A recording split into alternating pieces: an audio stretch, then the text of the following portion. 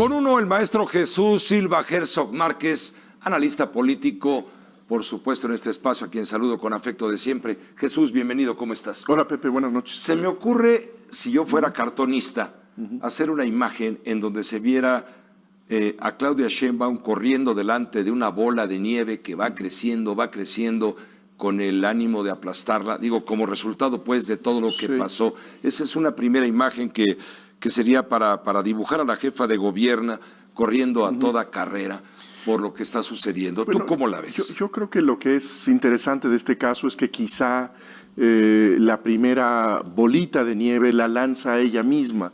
Cuando les llama provocadoras. Y la lanza a ella por esta expresión que creo que fue muy insensible, una expresión que más allá de sentir lo que estaban denunciando las feministas en su primera marcha, descalificó muy rápidamente esta marcha y estas expresiones como el aventar la diamantina a uno de sus funcionarios como una provocación. Exacto, ella dijo, no voy a caer en provocaciones la víspera de que se dieran las manifestaciones. Exactamente, y eso creo que le dio impulso a esa bola de nieve que después ha tratado de desactivar Claudia Sheinbaum en las últimas horas, siendo, me parece, mucho más perceptiva, más sensible frente a un reclamo con el que uno no puede estar más que de acuerdo. Legítimo. Lo que está sucediendo en el país, lo que sucede en la capital de la República es verdaderamente inaceptable,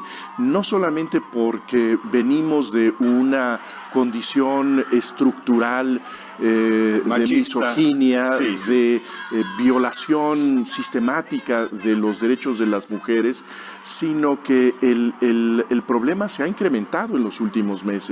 Hemos leído en distintos medios de comunicación pues cifras que ponen este drama en su perspectiva objetiva.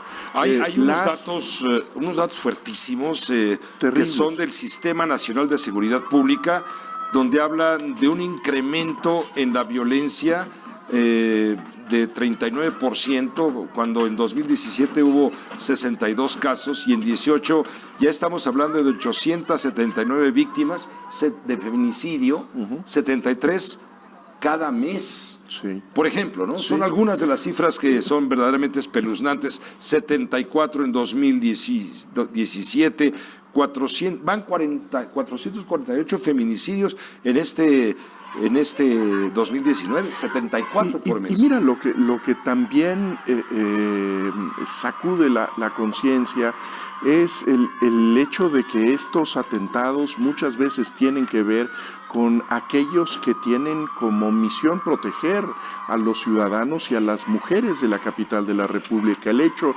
de que la semana pasada haya trascendido que precisamente miembros de los cuerpos de seguridad atentaron contra la salud, que violaron a una muchacha, bueno, pues creo que esto agita mucho más la indignación que se siente en estos momentos. Ahora, desde luego es razonable, muy razonable, es indispensable que haya esta protesta por parte de las mujeres contra los abusos y todo lo que tiene que ver con la violencia de género. Pero yo te quisiera preguntar, ¿no ves que todo esta causa legítima se distorsiona con la violencia demostrada el viernes? Mira, yo creo que es un tema debate, ¿no? Es un debate muy, muy interesante y creo que tiene que ver con algo que resulta difícil de procesar en la cultura contemporánea, que es el sitio público de las emociones, el sitio público y el uso político, incluso diríamos de la pasión política.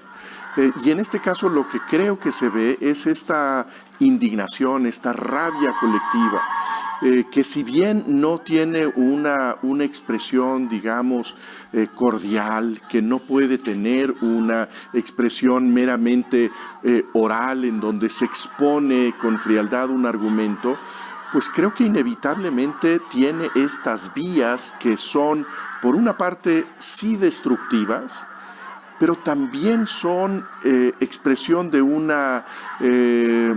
ya basta, de una determinación colectiva de que esto no puede seguir de la misma manera en que ha sucedido. Y en ese sentido, A mí la verdad es que, si bien no celebro el daño al patrimonio público, las pintas en monumentos comunes, me parece que finalmente lo verdaderamente relevante de esto es el que se está generando un movimiento que está poniendo este asunto, el de la violencia contra las mujeres, en el centro de la discusión pública.